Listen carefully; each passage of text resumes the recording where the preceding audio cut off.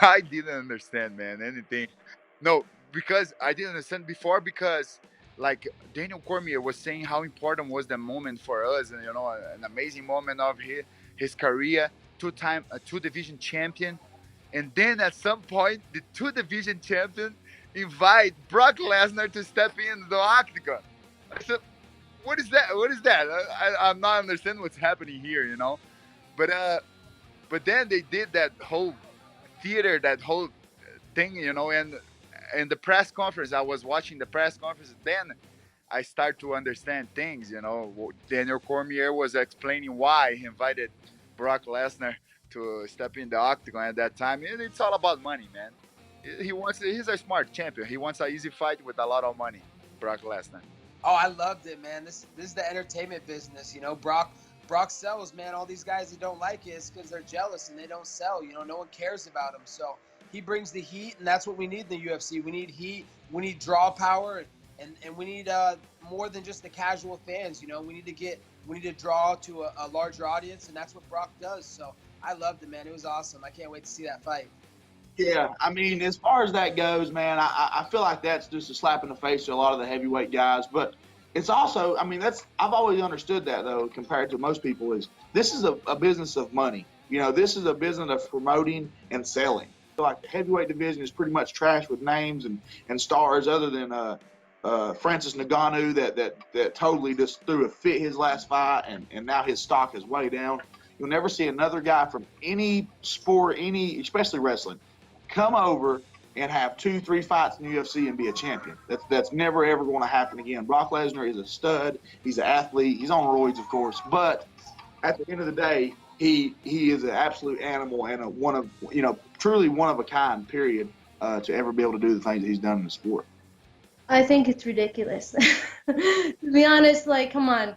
He does not look like he's in fighting shape. He looks like he's on steroids, you know what I mean? Like, he looks younger now than he did back when he was fighting, you know? He's obviously on something. I think that the whole him coming in and pushing Daniel Cormier and calling out everybody, he's got that, WWE mentality. This is a different sport. I don't like the way that's going. I mean, obviously it's good for the fans, I guess, but I feel like fight fans don't like that stuff. I've heard a lot of, bad things about it. People saying that they didn't like that. I don't think he should come back and fight, but it's not up to me. It's up to the UFC and it's up to the ratings, I guess. So it'll be a good fight for the ratings, but I don't think he should come back. I think that's a bad move.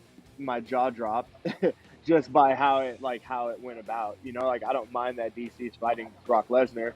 I understand that it's a huge fight and that so many people are going to tune into it. Everybody wants to see it happen. So I didn't get too WWE about it, because that's the part of the business that I do understand and I'm trying to grow at, because I realize you got to have some type of charisma or something to really sell a fight to get people to watch. And yeah, so for me, I was just like, okay, I see what they're doing. That was kind of my thing. I see what they're doing. Do I think that it's am I a fan of it? Nah, not really. I think that there's different ways to go about it if we're promoting mixed martial arts. You get me? But if we're just promoting fighting and entertainment, then cool. I think it was nail on the head. No better way to promote entertainment and fighting than having two guys, go after it in the cage after a fight. Well, for me, I understand WME IMG's side of it, where they're an entertainment company. They're not really in the fight business as much as they want to say they are by owning the UFC. As far as being an athlete and being on the other side of it, I want to see the guys who are the highly ranked fighters getting the next shot. Stipe's, he's defended more times than any other heavyweight in history. He should get an immediate rematch, in my opinion. Unless DC is going to vacate the belt or whatever he's going to do. But to me, it's an entertainment move. It's not really a sports move. And that's the only thing I don't like about it is, you're not rewarding the athletes who are winning fights, like Curtis Blades. He's a guy who's up and comer, who's just, I think he was beating Francis Ngannou, and you know, people don't remember that just because he ended up losing that fight. I think it was a cut or something that he ended up losing that fight by. But Curtis Blades is a guy he's been beating everybody they put in front of him. Mark Hunt, everybody, all the legendary names, and you kind of look at that and it kind of makes you wonder. You know, the top guys aren't getting the next shot, and I get it from an entertainment value and from a pay-per-view standpoint, but there has to be some value put on the belt, and I think it takes away the value of the belt by making it more of a charade, and you know, with the entertainment side. And I'm happy for DC because I know it's going to help him and it's going to raise his pay-per-view value for his, you know, his last 2 fights or whatever he said he wants to do before he retires. But from an athlete side of it, I don't see it being worth anything to the fans. I mean, everybody's going to tune in and watch it, obviously, because it's a spectacle. But from the sports side of it, I just don't see it meaning anything. The Brock Lesnar thing in itself, like I get it, man. It's money, it's pay-per-view sales, it's a business, and I get that. Like I'm not against people making money. The thing that pissed me off was Stipe being completely disrespected. Like, this guy carried the heavyweight torch for a long time. He beat a lot of goddamn good people. He defended he's the best. He's the greatest heavyweight champion that we've ever had. Like, he defended the belt more times than anyone's ever done it. There's no way you can argue that he's the greatest heavyweight to ever walk the planet right now.